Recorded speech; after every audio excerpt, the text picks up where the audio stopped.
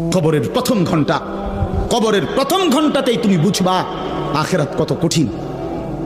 রাসূলুল্লাহ সাল্লাল্লাহু আলাইহি ওয়াসাল্লাম বলেন, কবরে যেই নাফরমান প্রশ্নের জবাব দিতে পারবে না, তিনটি প্রশ্নের, তো আল্লাহ তাআলা বলবেন কাযাবা আবদি, ফেরেশতা আমার এই নাফরমান বান্দা মিথ্যা বলেছে, ফাআফরিশুহু মিনান নার ওয়ালবাসুহু মিনান নার, আমার নাফরমান বান্দার কবরে জাহান্নামের বিছানা বিছায় দাও, পরে জাহান্নামের পোশাক দিয়ে আবৃত করে দাও, ওয়াফতাহু লাহু বাবান ইলান নার, জাহান্নাম বরাবর তার কবর থেকে দরজা খুলে দাও,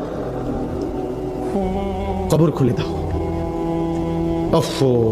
আল্লাহ নবী সাল্লাল্লাহু আলাইহি ওয়াসাল্লাম বলেন, তখন কবর তারে, ফেরেশতা যখন তাকে রাইখা যাবে, কবর তারে ডান দিকের মাটি বাম দিকে একটা চাপ দিবে, বাম দিকের মাটি ডান দিকে চাপ দিবে।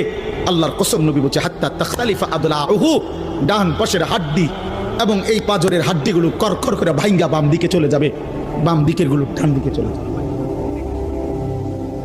ভাইয়া আমার, তুমি তোমার উপরে রহম করো। বাপ আমার, আপনাদেরকে বলি, হারামের টাকা উপার্জন কইরা, সুদের টাকা, কিস্তির টাকা, ঘুষের টাকা, ওজনে কম দেওয়া টাকা, হারাম ব্যবসার টাকা, বাটপারি সিটারির টাকা দিয়া বংশ, ফ্যামিলি, স্ত্রী, সন্তানের জন্য রাখা যাইয়েন না।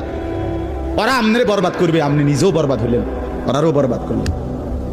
শুধু শুধু শুধু শুধু আপনি মূল্য পৃথিবীতে কামাই রোজগারই থাকবে, আর পৃথিবীতে যেত রোজগার থাকবে আপনার ফুতেই কামাই করতে পারবো। আপনি হালাল ভাবে যে দূর পারেন করে দিয়েছে, বাকিটা আপনার ফুতে করবেন। না পড়লে মরে যাবে, অসুবিধা কি? না খাইয়া যদি কেউ মরে যায়, তাহলে মৃত্যুবরণ করা তো বেজ্জুতি, ঠিক না? কথা বলেন না কেন? না না, বলেন বলেন। কেউ মরে যাওয়া এটা কি শরমের কথা নাকি? ভাই বলো, ছেলে বলো। আরে ছি ছি ছি ছি, ওটা মরে গেল, কেমন শরমের কথা এটা? এমন এটা কথা হইলো কোনো? তো মরলে কিছে? মনে করেন না খাইয়া মরেই গেছে, তো মরলে কিছে? মরণ কি শরমের কিছু? তো বাপ দাদা 14 গোষ্ঠী মরছে, তো আমি মরলে শুধু আহা। এজন্য বন্ধু আল্লাহ তাআলা বলছেন, ওয়ালাউ তারা ইযিয যালিমুন, একদিকে কত আশা আকাঙ্ক্ষার পরিকল্পনা, আর অন্যদিকে কুল্লু নাফসিন যায়িকাতুল মাউত। কবরের প্রথম প্রশ্নের জবাব দিতে পারবো কিনা? কবরের প্রথম প্রশ্ন কি?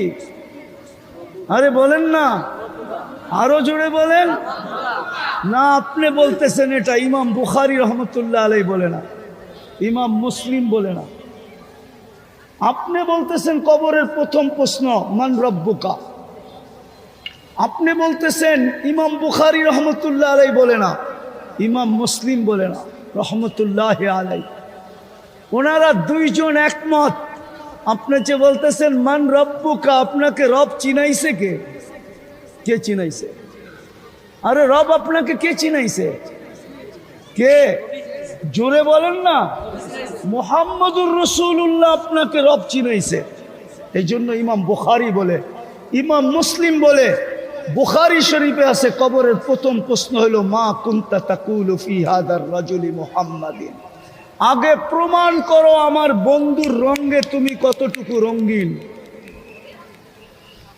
আমার বন্ধুর রঙে তুমি কতটুকু রঙিন, সাজে কতটুকু তুমি সাজুগুজু, আমার বন্ধুর মতো তোমার চেহারা কতটুকু, আমার বন্ধুর পোশাকে তুমি কতটুকু সজ্জিত, আমার বন্ধুর মতো তুমি চুল কাটো কিনা, আমার বন্ধুর স্টাইলে তুমি খাও কিনা, আমার বন্ধুর আদর্শে